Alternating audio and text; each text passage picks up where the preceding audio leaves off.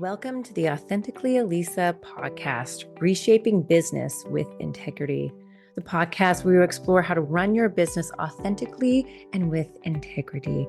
I'm your host, Elisa Bogarts, a business coach and launch manager, helping coaches launch their programs and events that align with their business values. Together, we'll uncover the secrets to building a successful business without sacrificing morals, ethics, authenticity, or heart. Let's dive in. All right, let's dive into today's episode. Today, we're going to be talking about why launching is still the best way to sell programs and courses, even in 2026. And today, I have an amazing guest with me, Milana Leshinsky. And she is the author of Simplicity Entrepreneurship, the originator of the telesummit, and the creator of a group coaching platform called Genie. As a business coach and EFT practitioner, Milana is also the creator of the Marketing Mojo Method, which helped coaches and experts overcome fear of marketing. And most recently, she's the creator of the Launch Game, which is super cool, people. I've seen it. And it's the first ever gamified system to design your launch in a fun and easy way. Welcome. It's so good to have you here. I'm so happy that you're on the show. I know we've been talking for a while and collaborating, so it's so great to have you here. Yes, thank you, Lisa. Thanks for having me. Listening to my introduction, I feel like all I do is create stuff, which is not entirely untrue. I do a lot of creating, and when I see a challenge or a problem that can be simplified, there must be a solution. So that's kind of in the course of 25 years, that's what I've been doing, just trying to solve Wow. problems. That's Yeah. awesome. Yeah. Tell us a bit about your story and how you got into this field of work and just why you're so passionate about it. Yeah. Well, I started out as a web designer, and a lot of coaches were coming to me to have their websites created. So I Yes, they started do out not like being, doing that. yeah, I started out being technical, and right out of college with a degree in computer information systems, I was hot stuff. People, companies wanted to have somebody like young and technical, and I was hired by an insurance company, then a newspaper company. I was a web designer and a programmer. But as it often happens, once I had my kids and my second child, I really was ready to be a mom, and I wanted to transition into a home-based business. And right about that time, coaches were asking me, okay, so I've got my website, now what? And I Mm, started really studying, I mean, that was 2002, 2003, how to use the website online to get clients. And that was the beginning of my online based business. And, when you deal with coaches, sooner or later you become one. And that's what happened to me. That's what happens a lot with a lot of my friends who then spend time with me. They also all started, getting into the field of coaching. Um, and right now, 2026, all those years later, the line between internet marketing and coaching kind of blurred because mm, you used to have to have a training certification, credentials as a coach, and now you can wake up and say, I know this topic, I'm an expert on this topic, I'm going to be a coach on this topic. right. And that's kind of how it works. So I've seen the evolution of the coaching space go from you must be an ICF credentialed coach all the Right. way to, hey, I know how to create Facebook ads, I'll be a Facebook ads coach. So that's kind Right. of where we are right now. And I know we're going to be talking about launching, but I will say Yeah. that my very first launch was telesummit. I just didn't know that Mm. that's what it was.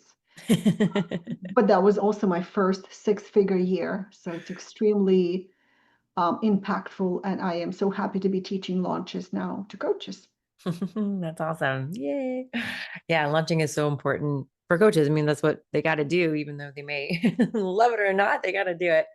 But before we dive into launching, tell me how you have scaled on your terms, like as you've grown over the years, and sure you've had ebbs and flows in your entrepreneur journey, but as you've done that, and as you scaled and as you've built your business, how have you been able to do it on your terms? stay authentic? Yeah. Well, in my past life, I'm originally from Ukraine. I was a music teacher, so I have a degree from a music college from Kiev, Ukraine. And it wasn't that I was studying how to be a piano teacher. I was actually trained to be a music theory and history teacher, which means I was trained to teach groups. Right. So when I discovered group coaching, I was hooked and I said, this is my thing. This is what I want to do. I want to teach groups of adults how to run a business, how to grow their business, how to market themselves. And so scaling to me looked like creating a program with a group in mind and then launching it, delivering it through a program. So to me, scaling needs to be aligned with your, I call them super skills. And my Mm. super skills is creating programs for groups. Um, sometimes like, I don't know what your super skill is, Elisa, probably something around launching and execution, but like Yeah. I can whip up a program in a day. Wow. When it's your super skill, you're so fast and you enjoy it and you're good at it and you get compliments and you get good reviews. So if you don't know what your super skill is, you better discover it. You need to know what you're really great at because that's where the path to scaling lies for you in a very authentic way. Yeah, I love And that.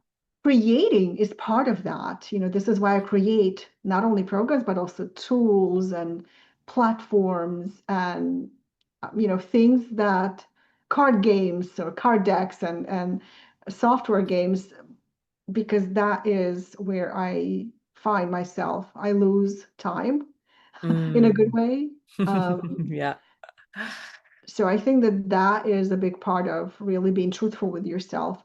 I don't remember who said that, but there's a famous quote that if you spend your life strengthening your weaknesses, at the end of your life, you will end up with a lot of strong weaknesses as opposed to strengthening your strengths. Yeah.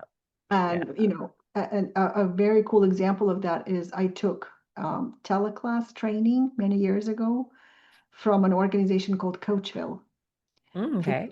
coaches who were early on.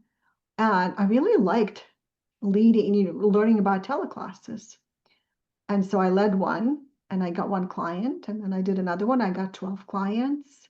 And the best one was where I got 300 clients Wow. by leading a teleclass, which by then was called a webinar, of course. Hmm. So strengthening your strengths simply means figuring out what you're really good at and getting even better at it. Yeah. That's the path to scaling for me. Yeah, it's funny. And it's like when you're trying to figure out, sort of what you're really good at, I like to think of it myself, like, what do you geek out on? Like what do you like, Yes. oh, like, and you can just dive into it and geek out on it. That could be one of your And superpowers what as would you be doing if you weren't getting paid? Like, I think that if I sold my business right now, I'd probably sit in my armchair for like a week and then I would create a new product, program, software, a tool, a business. I don't know. Like, I would be still doing kind of the same thing, which is a great place to be professionally, Mhm. that you would be still doing what you're doing now, even if you weren't getting paid. Yeah, yeah, yeah, absolutely. So let's talk about launching. And I'd love to start sort of like on the mindset piece of it and the mindset that we have at different stages of business from, so, sort of like when you're first doing your launch to like launching regularly as you scale to like a multi six-figure business and beyond. Yeah. So, are we talking about like launching to people who've done launching or like the mind shifts that are holding people back from getting started? Yeah, I think the whole like that I would say like what is the journey of that of the mindset. So when you first do it, Yeah. and then kind of like as you sort of because I think that as because you if you're scaling, if you're multi six figures and you're launching, then you have a very different mindset for when you're maybe doing your first launch. Yeah, that's a really good question. I think that people who are ready to launch, they're the same people who are ready to play a little bigger than they've been playing. Nobody will do a launch if they're happy with where they are right now, because it will Okay. amplify their business. It Mm-hmm. will grow their list, bring more clients, and they need to be ready for it both emotionally and logistically speaking. Yes. So this is why I love to work with groups. It's not impossible, but it's very difficult to start a group without a launch because you need multiple people to join at the same time, right? You need Mm-hmm. to have that decision window, which is what a launch really is, to invite them to start together. So I think that playing bigger needs to be part of the mindset before you choose to do a launch. And you can't convince somebody to play bigger, right? Like if you're happy where you are, then that's where you are, and that's Mm-hmm. great. But if you have that desire and dream to work with more people, to make more money, to hit 6 to 7 figures, then you need a launch. Yeah. There was a time, on a side note, when I really started believing that because I'm good at launching, I'm actually not a great marketer because I don't know how to market. I know how to launch, but marketing felt like such a black hole of activity. It Mm. felt like you have to be constantly on a marketing treadmill, like content production, tracking, advertisement, this constant movement, right? Yeah, and Whereas output. output, exactly. Yeah. Whereas a launch is a burst of your creative energy, and then you hibernate. That's how I see it. You do, 1 to 2 to 3 launches a year, then you deliver whatever you launched, and then you kind of rest in between. And I love that rhythm. It's not for everybody. Some people would prefer taking smaller actions on a regular basis. But to me, it's not exciting to do that because it doesn't have the most important component that makes people want to join your program or buy your offer, and that's the urgency, Right. Yeah. right? Yeah. Urgency, scarcity, a deadline, because you and I both know that when it's the last day to register for your offer, you can easily get 30 to 50% registrations in the last 24 hours, Mm-hmm. Yeah, it's just because crazy. that's human nature. So, yeah, playing bigger, I would say, is the condition of the mindset. Right.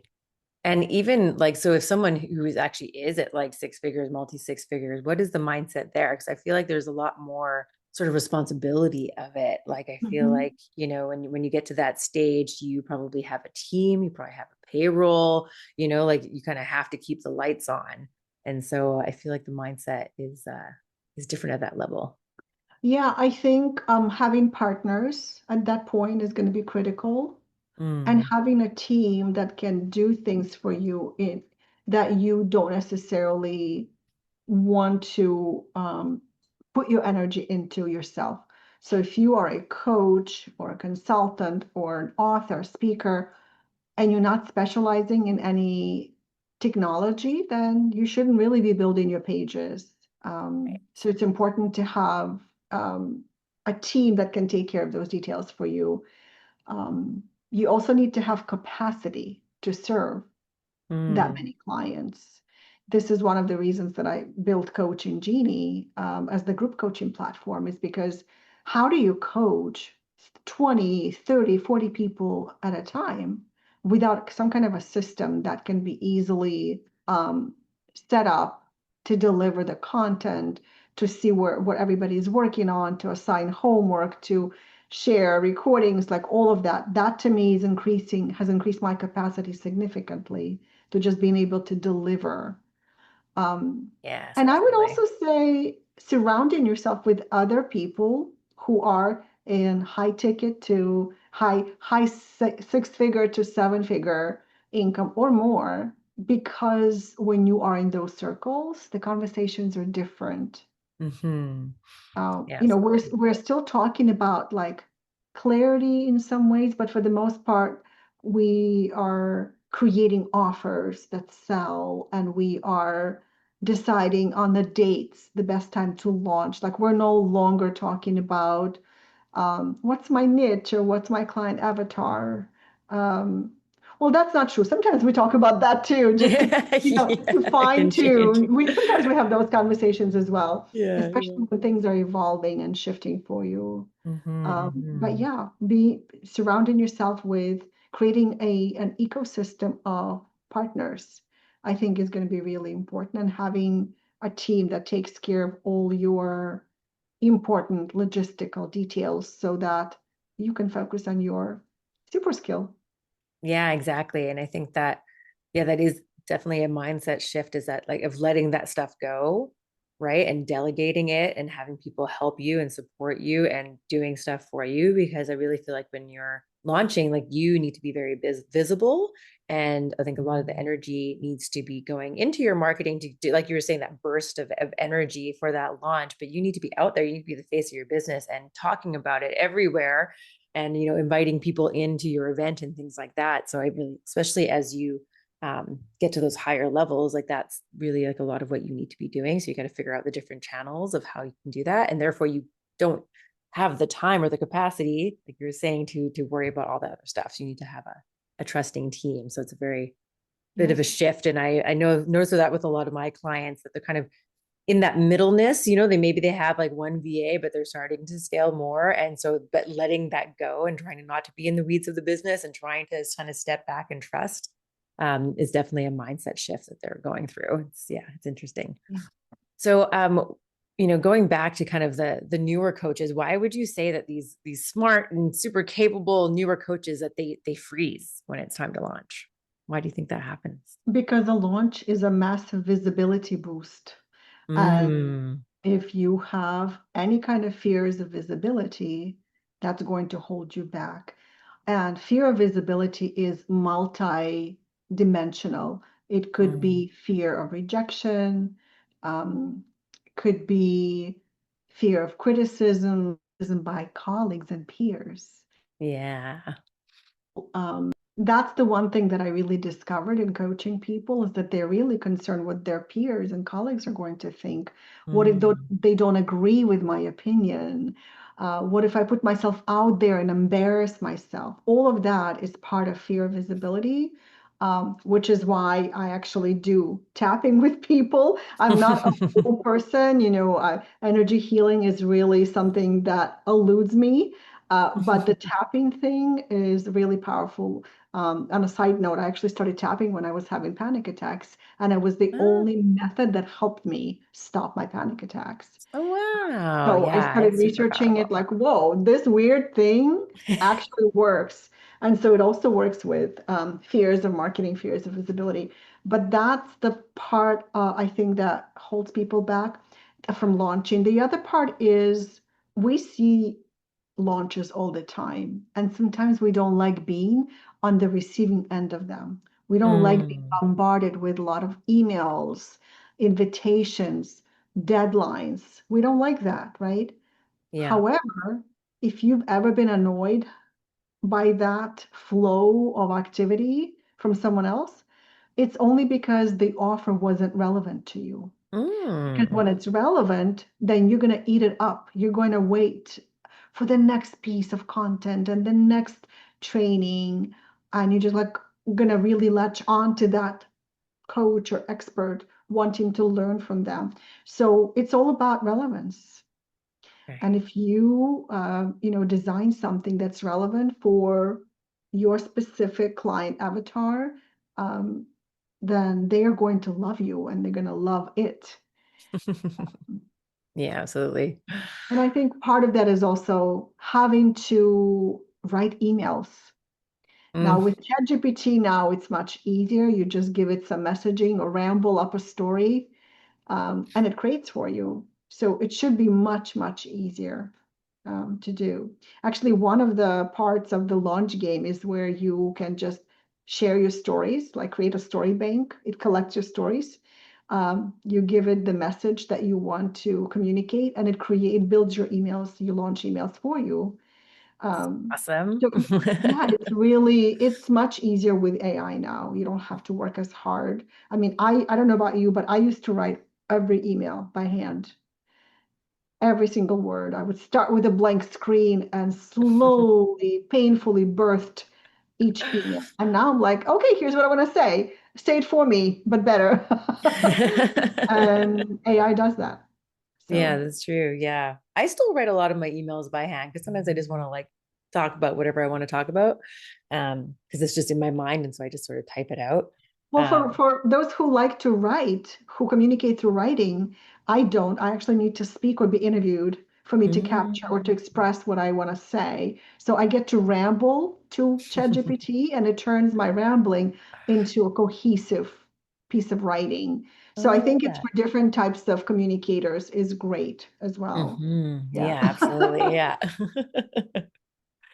So as someone like grows their business through launches, what do you think are their biggest challenges with launches?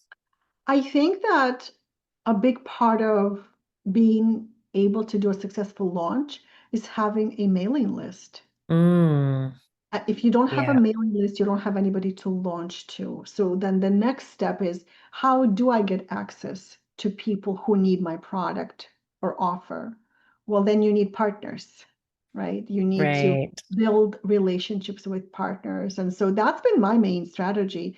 From the moment that I discovered the whole affiliate thing, I was hooked because I saw, I mean, back in 2003, I saw how one affiliate mailing can generate thousands of dollars in income. And that was a huge discovery for me back then. I'd never heard of this thing called affiliate marketing. It was very new. I never had a business, I was just teaching music at that time and creating websites. So when you can build valuable, mutually beneficial, collaborative partnerships and have actual relationships with these people, like you're not just one-off transactional yes or no kind of emails, but maybe you connect with them on a regular basis. Maybe you go to events where they go and you deepen those relationships, then your business now has an opportunity to grow through other people who are also growing their businesses, right? So, like one Mm-hmm. plus one equals 10 in the case of partnerships, which are, of Yeah, course, absolutely. And it can directly still to clients. be like I know like a lot of people are doing it now, and some people think that it doesn't work as well. And that's kind of like I see as a challenge and sort of complaint that kind of comes up. People get a bunch of different JV partners and half of them don't promote or they say they're going to, or they don't get any opt-ins or what have you. But I know that it still definitely works. Like my business coach, I think in one of his launches, I guess it was in 2025, he paid out like $15,000 in affiliate commissions from, selling his program for the people that they brought through. So he was paying out, a big chunk of money. And yeah, so it definitely still does work. Yeah. But yeah, I think you got to find the right partners and that what you're offering their audience likes as well, so like if their audience Yes. is interested in what you have, then it's not going to be a successful partnership for that Well, particular product. and when I decide what partner to reach out to or to connect with, I always first check out their product because I want to know that I am happy to promote them as much as they're happy to promote me. If it's a product or a program that is not relevant to my audience, if I don't feel like I trust their offer to deliver the goods, Right. there's a whole list of reasons why we say yes as partners and why they will say yes to us.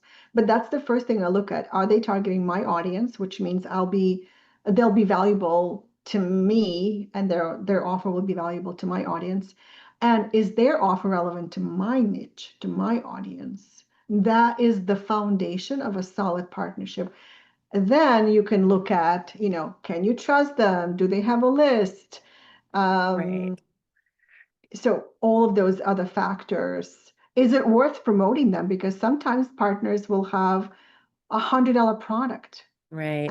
and paying you 30% and you're getting $30 while you can actually generate $500 in commissions, right? So the Right. money part is somewhere down the list, but it's almost like it's a given. Of course, you're going to pay commissions. And of course, the Mhm. commissions amount is going to be great. You're paying how much? $30? I have to think about it. Yeah. Yeah. Right. So, but getting Exactly. good partners is definitely a key to scaling and having Yeah. those relationships for sure. Yeah. Yeah. 100%. Thank you for that. And thank you for everything that you've been sharing today. There've been some great tips in there and some ideas of how we can scale and when launching, I love talking about launching. And I was so excited to have you on here because like, especially because you also deal with like the mindset of things as well, right? Which I know that you've got so a webinar coming up and about that too, about the mindset of it and loving your launch. So yeah, excited to hear more about that. So tell us where our listeners can find you online and maybe a bit more about your upcoming webinar. Yeah, well, my new program is called Love Your Launch. It's based on the platform that I created called the Launch Game. The reason that I called it Love Your Launch is, for two reasons. Number one is because you only want to do a launch that is aligned with your super skills so that you're not, super skills basically is like your best and most high quality and most productive thing that you do and you love doing it. So if you're trying to copy somebody else's launch formula or blueprint that doesn't align with your super skills, it's not really going to work for you and you're going to burn Mhm. out. And I've seen people do that and then say, well, launches don't work. No, they do work. You just didn't choose the right method or the right path to your launch. And so alignment is a big part of it, but also the fact that it's based on a game, like the launch game. It's a super cool card game that exists both in my office, a physical product that people are going to get, but also as an online platform where you just click and drag cards onto a launch map, and within minutes your launch is designed. And then you Really just send it cool. off to your team. But yes, so I actually have a really cool quiz that helps you identify your super skills. It's called Nice. Discover Your Launch Personality Quiz. I can give the link, or if you want to include the link in show notes, you're welcome to do that. So just let me know. But the quiz is going to show you what the best approach to launching you personally should be taking so that it works for you. Yeah, yeah, I'll definitely be in the show notes. And for those who maybe don't have access to that right now, it is at thelaunchgame.com/quiz. Thelaunchgame.com/quiz. Yeah, Yeah, that's correct. perfect. And to finish us off, do you have any final words of wisdom? Final words of wisdom for people who are wanting to scale authentically. I will say that whatever your financial goal is, I can tell you from experience that for a lot of people, reaching seven figures is like the holy grail of, building a business, right? And I will say that when I reached seven figures in my business, um, 13 years ago for the first time, I didn't even notice. I was so busy, so tired. All I wanted to do was Mm. sleep. I found out months later that I hit seven figures and I didn't even care. So when you hit seven figures, rainbow doesn't appear in the sky and angels don't sing. Uh, unless you build it in a way that is really authentic to you. So I sold that business and I started a new one. And this time I made sure that everything I do is really aligned.